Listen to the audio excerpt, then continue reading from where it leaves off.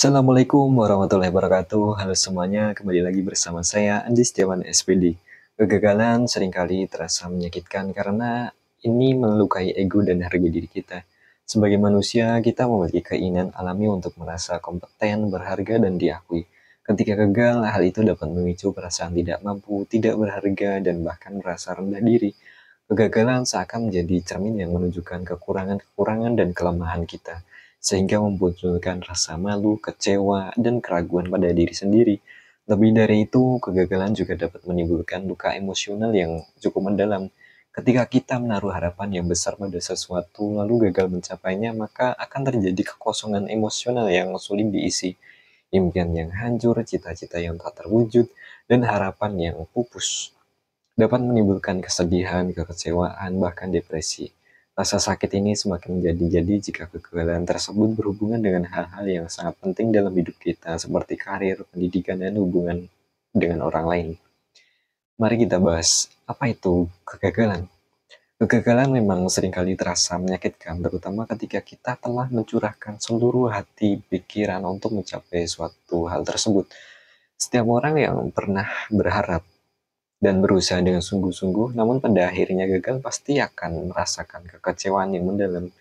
Rasa sakit ini muncul karena adanya kesenjangan antara ekspektasi dan realita. Ada gap di dalamnya.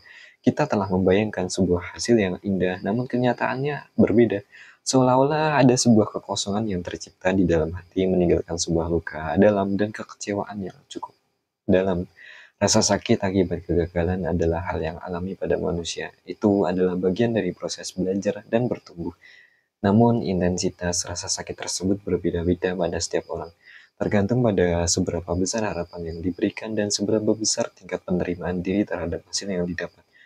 Seseorang yang memiliki harapan yang sangat tinggi dan sulit menerima kegagalan akan cenderung merasakan rasa sakit yang lebih besar dibandingkan dengan mereka yang lebih realistis dan mudah beradaptasi dengan situasi yang sulit.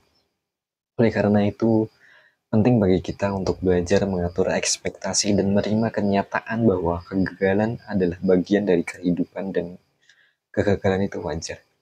Jangan biarkan kegagalan menghancurkan semangat dan menghentikan langkah kita. Justru jadikanlah sebuah kegagalan sebagai sebuah pelajaran berharga untuk introspeksi diri, memperbaiki kesalahan, dan bangkit lebih kuat lagi. Ingatlah bahwa kesuksesan seringkali diraih melalui proses panjang dengan penuh rintangan, termasuk kegagalan ini. Mari kita lebih lanjut meresapi kegagalan. Kegagalan memang merupakan bagian tak terpisahkan dari sebuah perjalanan kehidupan kita sebagai manusia. Dan setiap individu memiliki cara pandang yang berbeda dalam menyikapinya. Bagi mereka yang memiliki kebutuhan akan achievement atau pencapaian yang tinggi, kegagalan dan kesuksesan sangat erat kaitannya dengan faktor internal, yaitu usaha dan kemampuan diri. Ketika mereka sukses, mereka akan menganggap bahwa itu adalah hasil kerja keras dan kompetensi yang mereka miliki. Keyakinan ini akan semakin memperkuat motivasi internal dan rasa percaya diri mereka untuk mencapai target-target selanjutnya. Namun ketika dihadapkan pada kegagalan, individu dengan needs for achievement yang tinggi cenderung akan mencari atribusi internal yang positif.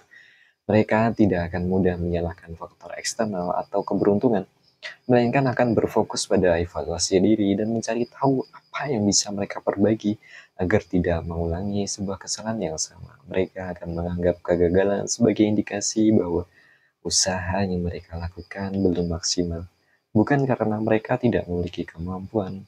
Pola pikir seperti ini akan membantu mereka untuk bangkit dari kegagalan dan terus berjuang untuk mencapai kesuksesan yang mereka dambakan.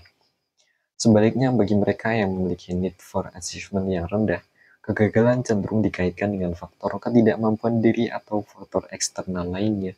Mereka mungkin akan mudah menyerah, menyalahkan keadaan, kehilangan motivasi ketika menghadapi kegagalan, karena mereka tidak percaya bahwa mereka memiliki kemampuan untuk mengatasinya. Hal ini tentu saja dapat menghambat pertumbuhan dan perkembangan kita dalam mencapai tujuan-tujuan hidup.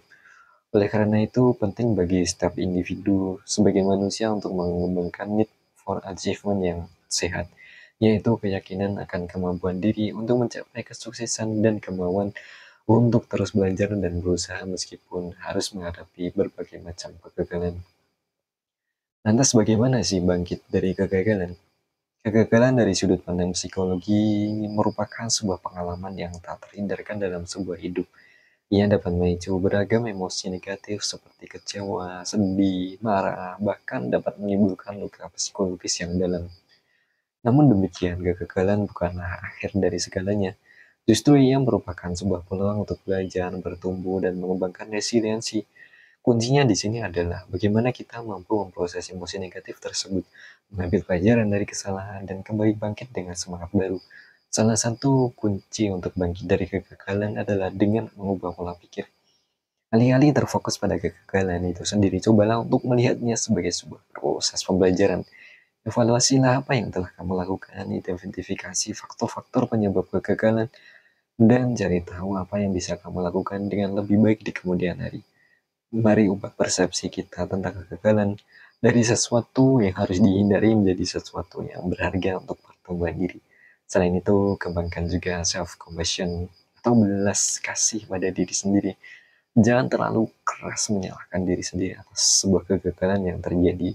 Ingatlah bahwa setiap orang pasti pernah mengalami kegagalan. Terimalah kegagalan itu sebagai bagian dari perjalanan hidup kita dan fokus pada proses penyembuhan dan pembelajaran. Berikan diri kita waktu untuk bersedih, marah, atau kecewa. Tetapi jangan biarkan emosi-emosi tersebut terus mengendalikanmu dan berlarut-larut. Bangkitlah dengan semangat baru, ambil pelajaran berharga dari kegagalan tersebut, dan teruslah melangkah maju menuju kesuksesan. Terima kasih sudah menonton video ini sampai habis. Semoga video ini bisa bermanfaat untuk kita semua yang sedang menghadapi kegagalan. Jangan lupa untuk like video ini jika kalian suka, komen di bawah untuk memberikan pendapat atau pertanyaan, dan subscribe channel ini agar tidak ketinggalan video-video edukatif lainnya. Terima kasih yang telah menonton sampai sejauh ini. Saya Andi Setiawan, SPD. Assalamualaikum warahmatullahi wabarakatuh.